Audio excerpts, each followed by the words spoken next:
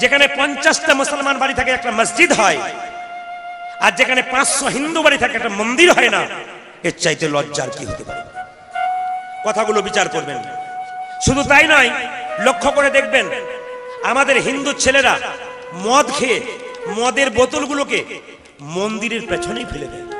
এর চাইতে অধঃপতন আর কি আছে? আবার দেখবেন তাস খেলবে তো তাস খেলার জায়গা অন্য কোথাও নেই, মন্দিরের বারান্দাতে। পান খেয়ে পানের পিপটা ওখানেই ফেলে দেয়। লজ্জা আমাদের। শুধু তাই নয়, আরো কথা মনে রাখুন, আমাদের হিন্দু ছেলেরা গাঁজা খায় মন্দিরে অন্ধকারে বসে বসে। যদি আমি বলি হ্যাঁ গাঁজা খাচ্ছিস কেন রে মন্দিরে বসে, জ্ঞান দেবেন না। বাবা ভোলা খেয়েছিল, বলে বাবা তো বিষ খেয়েছিল, তোরা বিষ খাবে না কিন্তু গাঁজা খাবে। একটা এলাকাতে আমি গিয়ে দেখেছি মুসলিমদের মসজিদের পাশ দিয়ে হিন্দু ছেলেরা দুর্গা বিসর্জন করতে যাচ্ছে। তো মুসলিমদের কতগুলো ছেলে আটকে বলল এই দিকে নয় ওইদিকে, এইদিকে নয় ওইদিকে যাও। হিন্দু ছেলেরা চুপ করে রইল, বলতে পারলো না কিছু। যে এইদিকে নয়, এটা মসজিদ, এখানে নোংরামি করার জায়গা নয়, ওইদিকে যাও। বিচার করুন কথাগুলো। আমি ছেলেগুলোকে জিজ্ঞাসা করলাম, মুসলিমদের ছেলে হতে পারে ভদ্র, খুব ভদ্র এবং শিক্ষিত এবং আচরণ মানে মাথায় টুপি। জিজ্ঞাসা করলাম বাবা এই যে কথাটা বললি যে এই দিকে আসবেন না নোংরামি করতে, ওই দিকে যান, এটা মসজিদ। ওরা একটা দামি কথা বলল, যে কথাটা আমাদের মানতে হবে। ওরা বলল কাকু, বলে কি, এই যে আমাদের মসজিদ আছে না, এখানে শুধু নামাজ হয় আর ধর্মীয় কথা হয়, আর আজে বাজে গান আমাদের মসজিদের আগাগোড়া কোথাও হয় না। আর আপনাদের মন্দিরে দুর্গা পুজো হচ্ছে, শিব পুজো হচ্ছে, কালী পুজো হচ্ছে, সব জায়গায় আপনাদের ছেলেরা নোংরা নোংরা গান বাজাচ্ছে আর কোমর দুলিয়ে নাচছে। বলুন আপনারা কি ঠিক করছেন? আপনারা বলুন বিচার করে। ওইটুকুটুকু বাচ্চাগুলো আমাদের শিক্ষা দিয়ে দিল যে ঠিক করছেন, ওরা একবার দামি কথা বলেছে। আমরা যত নোংরামি করি, আবার যদি যার ছেলে দেখবেন ডিজে বাজিয়ে নেশা করে চলে যায় নাচতে নাচতে, তার বাবাকে বলা হয় এই যে আপনার ছেলেগুলো কি করছে, এই যে সারা বছর তো কাজ করছে, 4 দিন আনন্দ করবে না। বাবাটা কি বলছে দেখুন, 4 দিন আনন্দ করবে না। 4 দিন আনন্দ করতে গিয়ে ও যে ধর্মটাকে রসাতলে নিয়ে যাচ্ছে, এ বিচার তো কেউ করছে না। যে পরিস্থিতির মধ্যে আসছে, সাধুগুরু বৈষ্ণবকে আমরা মানি না। মুসলমান সমাজে দেখবেন একজন মুসলমান বিদেশ থেকে এই দেশে আসুক, পরিচয় থাক আর না থাক, একজন মুসলমানকে দেখলে কি বলে, সালাম আলাইকুম। আরেকজনকে কি বলে, ওয়ালাইকুম সালাম। তার মানে কি, ঈশ্বর তোমার মঙ্গল করুন। আরেকজন বলে ঈশ্বর তোমার মঙ্গল করুন। আর একজন হিন্দুকে দেখলে কি বলা উচিত, জয় নিতাই, জয় নিতাই, জয় নিতাই।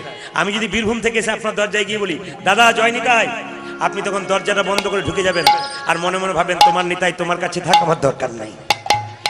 না না, এ হাসি নয়, এ লজ্জা, এ আমাদের লজ্জা। প্রত্যেক শুক্রবার মসজিদে মুসলিমরা দেখবেন মসজিদে নামাজ পড়তে যাচ্ছে, বাচ্চা থেকে বুড়ো সবাই দলে দলে যাচ্ছে। হিন্দুর বহুজন মন্দিরের পাশ দিয়ে পেরিয়ে যাচ্ছে, একবার প্রণাম করছে না। এর চাইতে লজ্জা। মুসলিম মৌলভী সাহেবকে দেখলে, মুসলিম মৌলভী সাহেবকে দেখলে মুসলমানদের ছেলেরা মাথা নিচু করে চলে যায়, আর হিন্দুর বৈষ্ণবকে দেখলে শিখা ধরে টেনে দেয়, ঝুড়ি ধরে টেনে দেয়। এর চাইতে অধঃপতন হিন্দু জাতির আর কি আছে? আমরা যখন কীর্তন করতে যাই খোল করতাল নিয়ে, তখন আমাদের হিন্দু না না আপনাদের এখানে জন্য বলিনি, আমাদের বীরভূমের কথা বলছি। হিন্দু চ্যাংরা ছেলেরা চিৎকার করে বলে হরি বল। না না, ভালোবেসে বলে না, ওটা ঠাট্টা করে বলে। আমি মনে মনে ভাবি তো 14 গোষ্ঠীর ভাগ্য ভালো, একবার হরি বল বলতে পেরেছি। আমরা গাছে তো আমরা হবে, আম গাছে তো আম হবে। আরে আমরার মতো বাবা যার হবে, টক বাচ্চা তো সে জন্ম। আর আমের মতো বাবা যার হবে, তার তো পবিত্র বাচ্চা জন্ম। এ সমাজে যারা বাবা হয়েছেন, যদি ভালো বাবা হতে চান, ভালো বাচ্চা আপনার হবে। বাজে বাবা হলে আপনার বাজে বাচ্চা জন্ম। এই জন্য মায়ের কাছ থেকে বাচ্চা শেখে আচার, আর বাবার কাছ থেকে বাচ্চা শেখে বিচার। বাবা যদি টেলিভিশনে খারাপ খারাপ ছবি দেখে আর ছেলেকে বড় হয়ে জ্ঞান দেয়, ভালো কাজ করতে হয়, ভালো পথে যেতে হয়, বাবাকে আঙ্গুল দেখাবে ছেলে, তুমি আমাকে শিক্ষা দিও না, তুমি তো হরিনাম শোনো না, আবার তুমি কি শিক্ষা দিচ্ছ? সেদিন আপনি ঠকবেন। তার গালে চোটটা মারবার আগে আপনার গালে মারবেন, আপনি শিখিয়ে দিয়েছেন।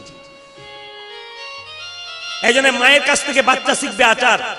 আপনাদের মেদিনীপুরে বিদ্যাসাগরের জন্ম হয়েছিল, তো বিদ্যাসাগরের মা খালের মা নয়, বিলের মা নয়, সাগরের মা হলো কেন? মায়ের মতো মা না হলে সাগরের মতো মা হতে পারে? এ তো আমরা ছোটবেলায় পড়েছি। বিদ্যাসাগর মহাশয় কলকাতা থেকে মাকে একটা চাদর এনে দিয়েছিল, মা এই শালটা তুমি গায়ে নাও, ঠান্ডায় কষ্ট পাচ্ছ। কিন্তু মা কি করেছিল, ওই শালটাকে গায়ে না নিয়ে বাক্সের ভেতরে ঢুকিয়ে দিয়েছিল। এক মাস পর ফিরে এসে বিদ্যাসাগর বলছে, মা এত কষ্ট করে শালটা তোমার জন্য আনলাম, তুমি গায়ে নিচ্ছ না কেন? সঙ্গে সঙ্গে মা বলেছিল, ওরে খোকা, পাড়া প্রতিবেশীর কত মা ঠান্ডাতে থরথর করে কাঁপছি, আর তোর মা হয়ে কি করে ভালো শালটা নিয়ে ঘুরে বেড়াবো? যেদিন ওদের শাল তুই আনতে পারবি সেই দিন আমি শাল গ্রহণ করব। এমনি মা হয়েছিল। এই জন্য দেখবেন বাঘিনী যখন বাচ্চাকে সাঁতার শেখায় তখন দেখবেন আগে বাঘিনী জলে নেমে যায়, বাচ্চা তারপর মনে করে মা নেমেছে, এবার আমি নামবো। তার মানে কি, আপনি ধর্মের পথে এগিয়ে যান, বাচ্চা আপনার পেছন পেছন এগোবে। এই জন্য বলে রাখি আপনাদেরকে, হিন্দু ধর্মকে নষ্ট করবেন না, সনাতন ধর্মকে নষ্ট করবেন না। আজকে সনাতন ধর্মের অপমান খুব হচ্ছে। আজকে লক্ষ্য করুন, এক জায়গাতে সরস্বতী হচ্ছে, তো আমি জিজ্ঞাসা করলাম, আমাদের এলাকার কথা বলি, এক জায়গায় সরস্বতী হচ্ছে, স্কুটি গাড়ি দেখেছেন? স্কুটি গাড়িতে মা সরস্বতী চেপেছে আর পেছনে হাঁসটাকে নিয়েছে। কি ছেলে খেলা শুরু হয়েছে বুঝতে পেরেছেন? জিজ্ঞাসা করতে গেলে বলে থিম দেখাচ্ছে, থিম। অন্যান্য জাতির ধর্মকে নিয়ে ব্যঙ্গ করে না, যত ব্যঙ্গ দেখবেন হিন্দু ধর্মকে নিয়ে। এ আপনারা বিচার করবেন কথাগুলো।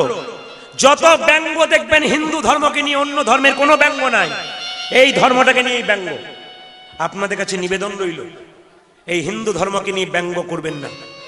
মা হলো ক্ষেত্র, বাবা হলো বীজ। মা হলো ক্ষেত্র, বাবা হলো বীজ। তবে মা যদি বীজ যদি ভালো হয়, ক্ষেত্র যদি ভালো হয়, সন্তান তো তার ভালো হবেই হবে। এই জন্যে আপনাদের কাছে নিবেদন রইল, মা ভালো হন, সন্তান ভালো হন।